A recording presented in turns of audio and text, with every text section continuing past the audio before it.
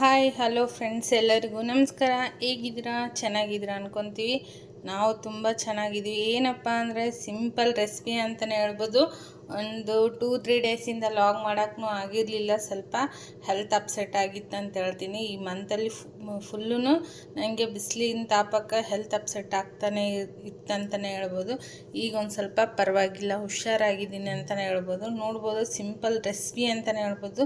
ಒಂದು ಏನಪ್ಪ ಅಂದರೆ ನಮ್ಮ ಅಜ್ಜಿ ಸ್ಟೈಲಲ್ಲಿ ಒಂದು ಬೇಳೆ ರೆಸಿಪಿ ಮಾಡಿ ತೋರಿಸೋಣ ಅಂದ್ಕೊಂಡಿದ್ದೀನಿ. ಈ ಸೀಸನಲ್ಲಿ ಸಿಗುವಂಥ ಹುಂಚೆ ಚಿಗುರು ಅಂತಲೇ ಹೇಳ್ತಾರೆ. ಇದು ನಾವು ಹುಂಚೆ ಗಿಡಕ್ಕೆಲ್ಲ ಇರುತ್ತೆ ಇದು ಚಿಗುರು, ಸಣ್ಣದಾಗಿ ರೆಡ್ಡಾಗಿರುತ್ತೆ. ಈ ಚಿಗುರಿಂದ ನಾವು ಈಗ ಬೇಳೆ ಸಾಂಬಾರು ಮಾಡಿಕೊಂಡು ತೋರಿಸ್ತೀನಿ ಅಂತ ಹೇಳ್ತೀನಿ.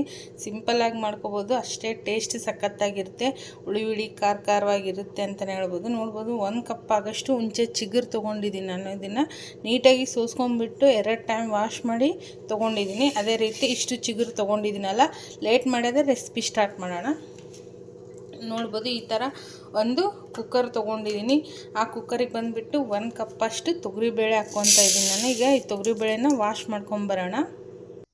ನೋಡ್ಬೋದು ಫ್ರೆಂಡ್ಸ್, ಈ ಥರ ವಾಶ್ ಮಾಡಿ ತೊಗೊಂಡಿದ್ದೀನಿ ನಾನು. ಅದಕ್ಕೂ ಈಗ ಎಷ್ಟು ಬೇಕಾಗುತ್ತೆ ಅಷ್ಟು ನೀರು ಸೇರಿಸ್ಕೊಳ್ಳೋಣ. ಏನಪ್ಪ ಅಂದರೆ ಟೇಸ್ಟ್ ಸಖತ್ತಾಗಿರುತ್ತೆ ಅಂತಲೇ ಹೇಳ್ಬೋದು. ಯಾಕಂದರೆ ಹಳ್ಳಿ ಶೈಲಿಯಲ್ಲಿ ಸಿಗುವಂಥ ಚಿಗುರು ಇದು. ಹಳ್ಳಿ ಕಡೆ ಎಲ್ಲ ಚೆನ್ನಾಗಿ ಸಿಗುತ್ತೆ, ಆದರೆ ನಾನು ಊರಿಂದ ತರಿಸ್ಕೊಂಡಿದ್ದೀನಿ ಅಂತ ಹೇಳ್ತೀನಿ. ನೋಡ್ಬೋದು, 1 ಕಪ್ಪು ಚಿಗುರು ವಾಶ್ ಮಾಡಿ ಇಟ್ಕೊಂಡಿದ್ದೆ ನಾನು ಆಲ್ರೆಡಿ. ಅದನ್ನು ಹಾಕ್ಕೊತಾ ಇದ್ದೀನಿ. ನೀವು ಒಮ್ಮೆ ಸಿಕ್ಕರೆ ಬಿಡಬೇಡಿ ಅಂತ ಹೇಳ್ತೀನಿ. ಈ ಸಮ್ಮರಲ್ಲಿ ಸಿಗುತ್ತೆ ಇದು. ನೋಡ್ಬೋದು, ಅಷ್ಟು ಚಿಗುರು ಹಾಕ್ಕೊಂಡಿದ್ದೀನಿ. ಈಗ ಅದಕ್ಕೆ ಸ್ವಲ್ಪ ಗಟ್ಟಿ ಬರಬೇಕಂತೇಳಿ ಒಂದು ಬದ್ನಿಕಾಯಿ ಕಟ್ ಮಾಡಿ ಹಾಕ್ಕೊತಾ ಇದ್ದೀನಿ. ನೋಡ್ಬೋದು, ಇನ್ನೂ ಒಂದು ಸ್ವಲ್ಪ ನೀರು ಬೇಕಾಗುತ್ತೆ, ಹಾಕ್ಕೊಳ್ಳೋಣ. ಇಷ್ಟು ಸಾಕಾಗುತ್ತೆ. ಈಗ ಅದಕ್ಕೆ ಬಂದು ಅರಿಶಿನ ಪುಡಿ. ಇದಕ್ಕೆ ಟೊಮೊಟೊ ಏನು ಹಾಕೋ ಅವಶ್ಯಕತೆ ಇಲ್ಲ, ಹುಂಚೆಹಣ್ಣು ಹಾಕೋ ಅವಶ್ಯಕತೆ ಇರೋಲ್ಲ. ಯಾಕಂದರೆ ನಮಗೆ ಹುಂಚಿ ಚಿಗುರು ಹುಳಿಯಾಗಿರುತ್ತೆ. ನೋಡ್ಬೋದು, ಒಂದು 1/4 ಟೇಬಲ್ ಸ್ಪೂನಷ್ಟು ಅರಿಶಿನ ಹಾಕ್ಕೊಂಡಿದ್ದೀನಿ. ಈಗ ಅದಕ್ಕೇ 1 ಟೇಬಲ್ ಸ್ಪೂನಷ್ಟು ಅಚ್ಚ ಖಾರದ ಪುಡಿ. ನೋಡ್ಬೋದು, 1 ಟೇಬಲ್ ಸ್ಪೂನಷ್ಟು ಅಚ್ಚ ಖಾರದ ಪುಡಿ. ಈಗ ನೋಡ್ಬೋದು ಫ್ರೆಂಡ್ಸ್, ಅದಕ್ಕೇ 1 ಟೇಬಲ್ ಸ್ಪೂನಷ್ಟು ಆಯಿಲ್ ಹಾಕ್ಕೊತಾ ಇದ್ದೀನಿ. ಯಾಕಂದರೆ ಮೇಲ್ಗಡೆ ಬರಬಾರ್ದು ಅನ್ನೋ ಒಂದು ಇದಕ್ಕೆ. ಈ ಕುಕ್ಕರ್ ಮುಚ್ಚಿ ಒಂದು 6-7 ವಿಸಿಲು ಕೂಗಿಸ್ಕೊಳ್ಳೋಣ. ಮೆತ್ತಗಾಗಬೇಕದು. ನೋಡ್ಬೋದು, ಈ ಕುಕ್ಕರು ಕ್ಯಾಪ್ ಹಾಕ್ತಾಯಿದ್ದೀನಿ. ಈಗ ನೋಡ್ಬೋದು ಫ್ರೆಂಡ್ಸ್, ಗ್ಯಾಸಿನ ಮೇಲೆ ಇಟ್ಕೊಂಡು ಗ್ಯಾಸ್ ಆನ್ ಮಾಡ್ಕೊತಾ ಇದ್ದೀನಿ. ಈಗ ಇದು ಒಂದು 6 ವಿಸಿಲ್ ಬರಲಿ ಚೆನ್ನಾಗಿ.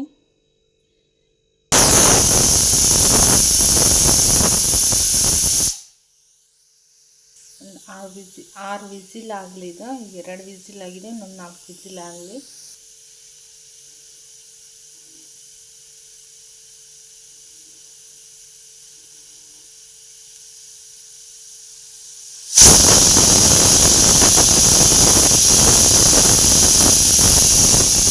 ಈಗ ಇದು ವಿಸಿಲೆಲ್ಲ ಆಗಿದೆ, ತಣ್ಣಗಾಗಲಿ. ಈಗ ಗ್ಯಾಸ್ ಆಫ್ ಮಾಡ್ಕೊಂಬಿಡೋಣ. ತಣ್ಣಗಾಗಿದೆ, ಒಂದು 5 ನಿಮಿಷ ತಣ್ಣಗಾಗಕ್ಕೆ ಬಿಡೋಣ.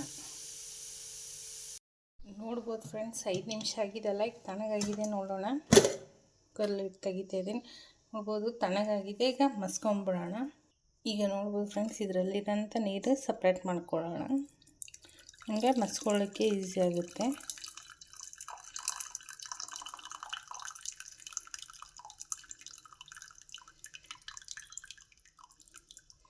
ಈಗ ಇದಕ್ಕೆ ಸೈಡಿಗೆ ತೆಗೆದಿಟ್ಕೊಂಡ್ಬಿಟ್ಟು ಇದಕ್ಕೆ ರುಚಿಗೆ ತಕ್ಕಷ್ಟು ಸಾಲ್ಟ್ ಹಾಕ್ಕೊಂಬಿಡೋಣ.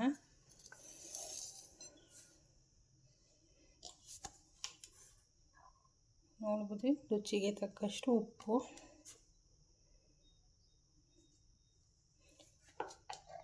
ಈಗ ನೀಟಾಗಿ ಮಸ್ಕೊಂಬಿಡೋಣ. ಈ ಥರ ಮಸ್ಕೋಬೇಕಾಗುತ್ತೆ ನಾವು.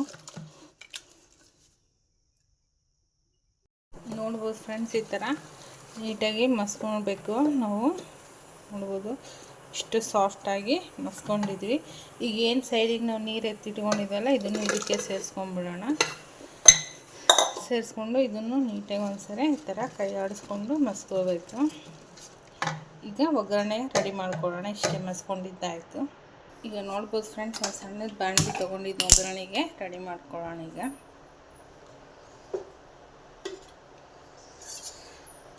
ಸೂಪರ್ ಟೇಸ್ಟ್ ಇರುತ್ತೆ ಹುಣಸೆ ಚಿಗುರಿನ ಸಾಂಬಾರು. ಯಾರಾದರೂ ಸಿಕ್ಕರೆ ನೀವು ಒಮ್ಮೆ ಮನೆಯಲ್ಲಿ ಟ್ರೈ ಮಾಡಿ ಹೇಗಿತ್ತು ಅಂತೇಳಿ ಕಾಮೆಂಟ್ ಮಾಡಿ ಅಂತ ಹೇಳ್ತಾ, ನೋಡ್ಬೋದು ಒಗ್ಗರಣೆಗೆ ಸ್ವಲ್ಪ ಜಾಸ್ತಿನೇ ಆಯಿಲ್ ಹಾಕ್ಕೊಂಡಿದ್ದೊಂದು 3 ಟೇಬಲ್ ಸ್ಪೂನ್ ಅಷ್ಟು ಹಾಕ್ಕೊಂಡಿದ್ದೀನಿ ನಾನು. ನೋಡ್ಕೊಂಡು ಹಾಕ್ಕೊಳ್ಳಿ. ಈಗ ಸ್ವಲ್ಪ ಆಯಿಲ್ ಚೆನ್ನಾಗಿ ಹೀಟ್ ಆಗಲಿ. ನೋಡ್ಬೋದು ಫ್ರೆಂಡ್ಸ್, ಆಯಿಲ್ ಹೀಟಾಗಿದೆ. ನಾನು ಜೀರಿಗೆ ಹಾಕ್ಕೊತಾ ಇದ್ದೀನಿ. ಒಂದು ಅರ್ಧ ಟೇಬಲ್ ಸ್ಪೂನ್ ಅಷ್ಟು ಜೀರಿಗೆ, ಒಂದು ಅರ್ಧ ಟೇಬಲ್ ಸ್ಪೂನ್ ಅಷ್ಟು ಸಾಸಿವೆ. ಇದು ಸ್ವಲ್ಪ ಚಟ್ಪಟ ಅನ್ನಲಿ.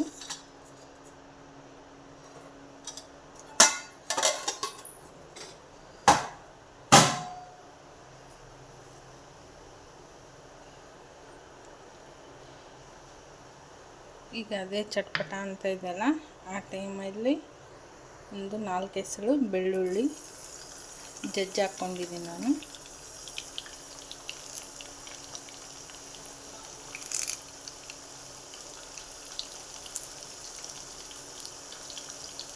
ಸ್ವಲ್ಪ ಕರಿಬೇವಿನ ಸೊಪ್ಪು.